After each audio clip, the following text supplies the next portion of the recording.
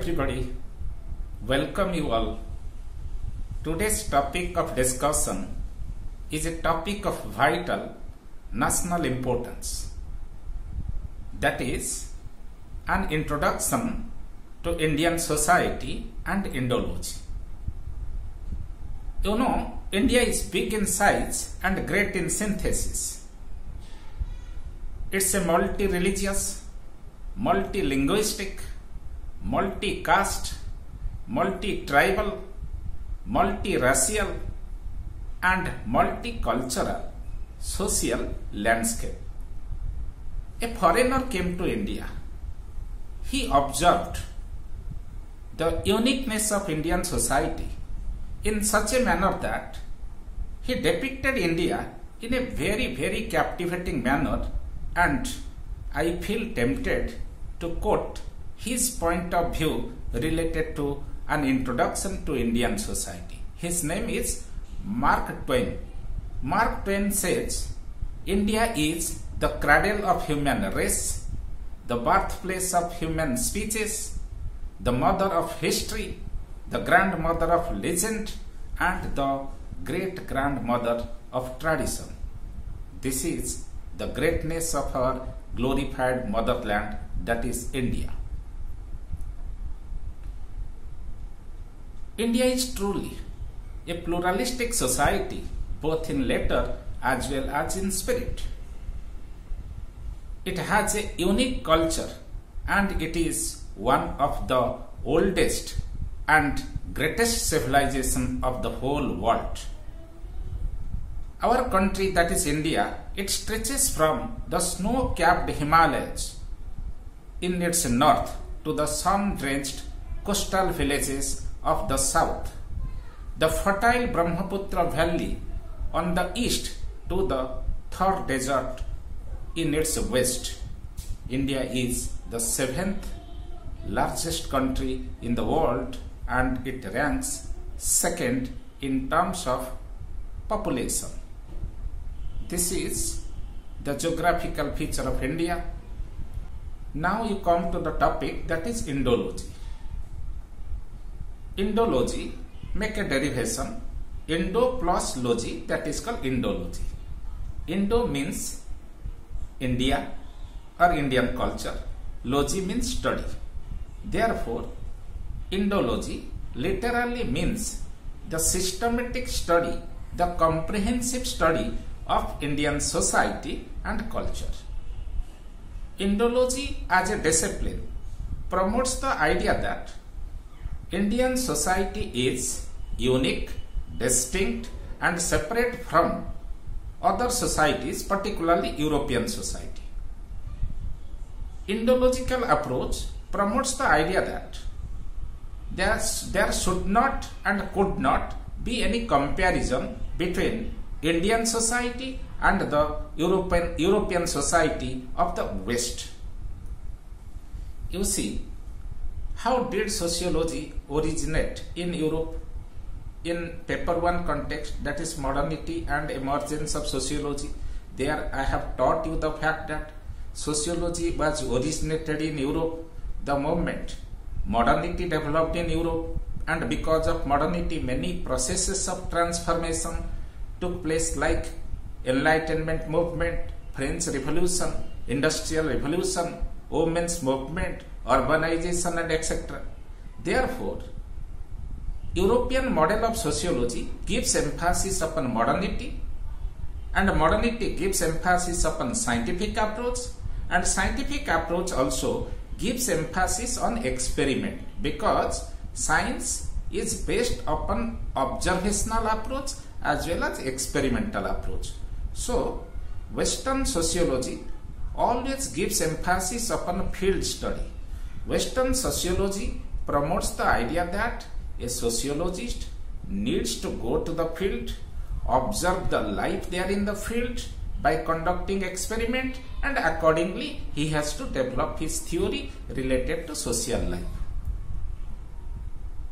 Therefore, Western sociology has been erected on the foundation of a field view. On the contrary, Indology has been erected on the foundation of book view. What is that book view? Indology promotes the idea that Indian society is one of the oldest society and the greatest civilization of the whole world. And the greatness of Indian society has been depicted in the scriptures of Hinduism like Mahabharata and Ramayana. The greatness, the glory of Indian society has been depicted in the history of ancient India.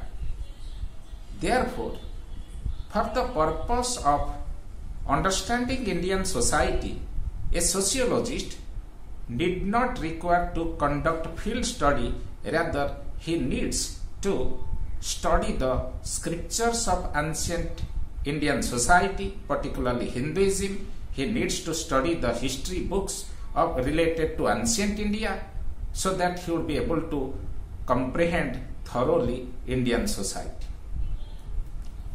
I will be telling you the fact that the contribution of Britishers in matter of development of Indology in India is quite noteworthy, quite commendable, because in India the first Indological center was established in 1784 AD in Calcutta by a Britishers named Sir William Joy. You see, Indology as a discipline is much older than sociology itself. Why? Because you know that sociology, the concept was coined by Auguste Comte in 1839 AD, and much before it, Indological center was established in India, that is in Calcutta in 1784. So in this way, Indology as a discipline is much older than sociology itself. And in Indian society, first sociological department in India, first sociology department was established in Bombay University in 1919 AD. So in this way, sociology is younger than Indology. And I will be telling you the fact that Indology gives emphasis upon book view. And Indology is broadly divided into two branches. First is Indology proper, second is Oriental studies. I will be telling you the fact Indology is a separate discipline. Apart from that, Indology is a perspective in sociology. And I will be telling you the fact that Indology is broadly divided into two categories. First is Indology proper, second is Oriental studies. First come to Indology proper. What is that Indology proper approach? You see, Indology proper approach reflects tremendous attachment to Indian society. You see, Indology, a proper approach developed in India at a point of time while Britishers were ruling our society. So, you know, during British regime, we were inhumanly exploited by the Britishers. Britishers, they started ruling us by developing a theory you might have studied in history, that is called Providential Mission Theory. What is that Providential Mission Theory? Britishers came under the guise of the traders.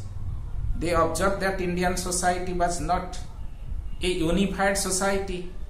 There was not a unified India. Rather, India was divided into many kingdoms, many chiefdoms.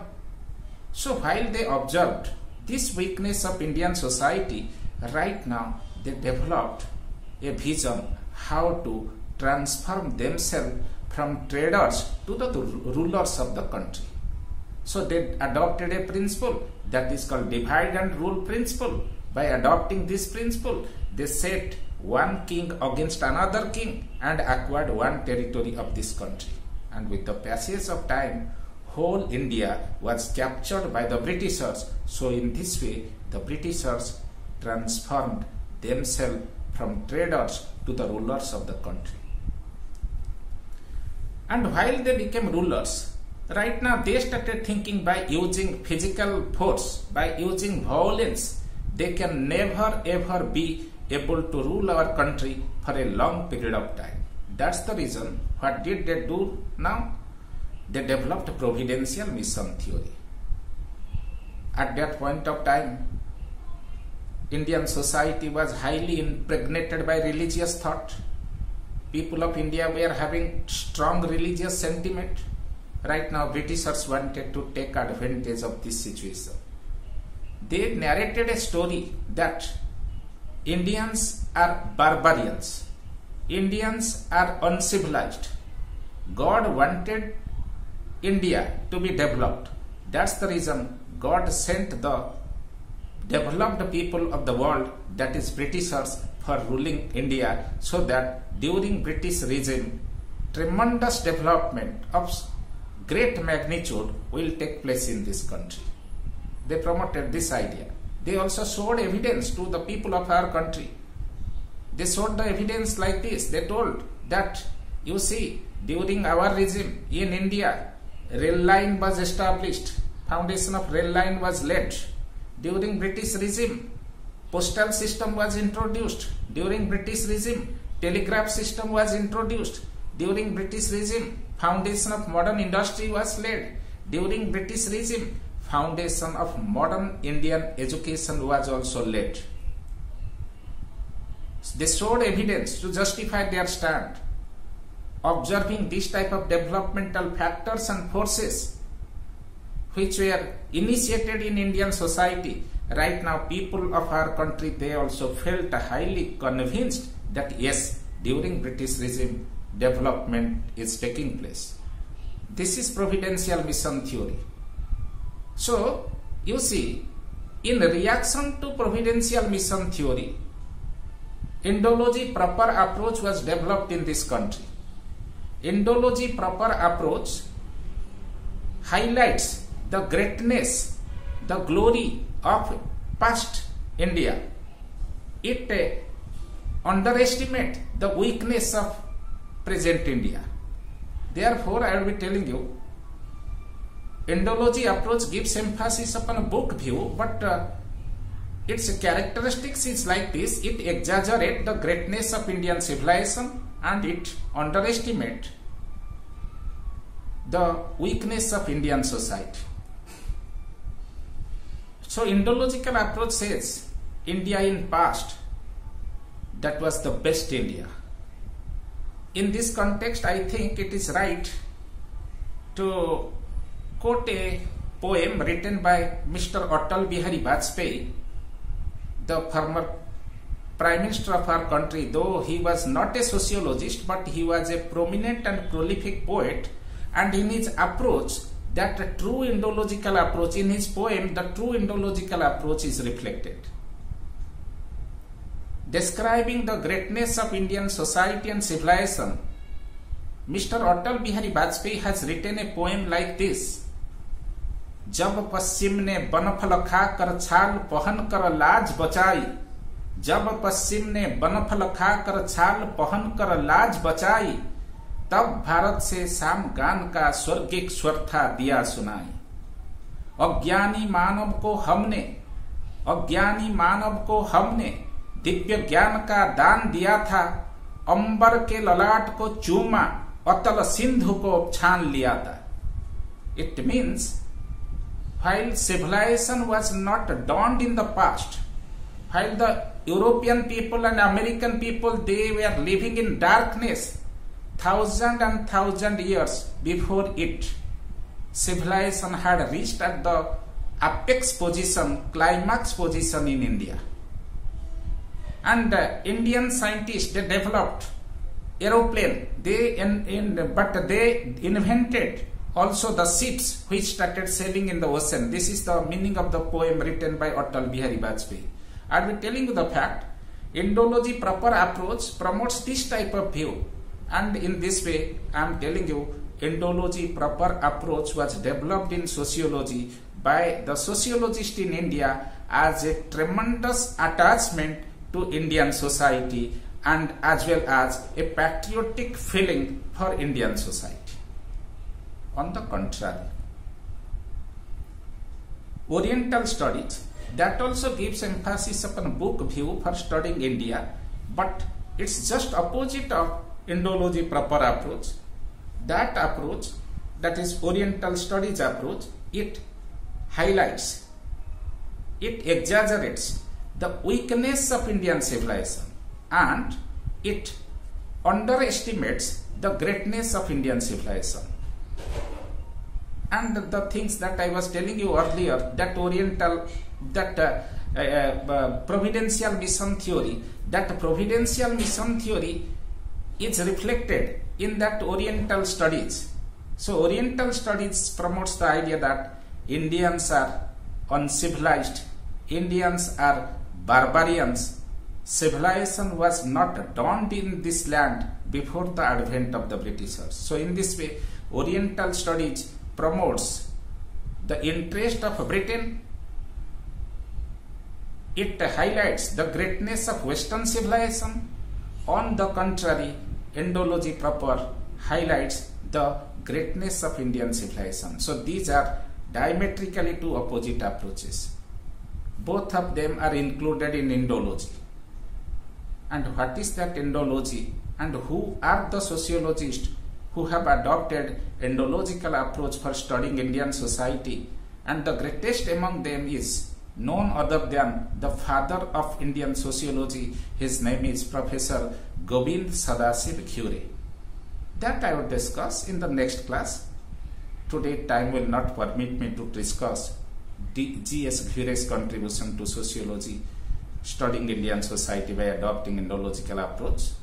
So let me wind up my class for today. Thank you a lot. Thank you.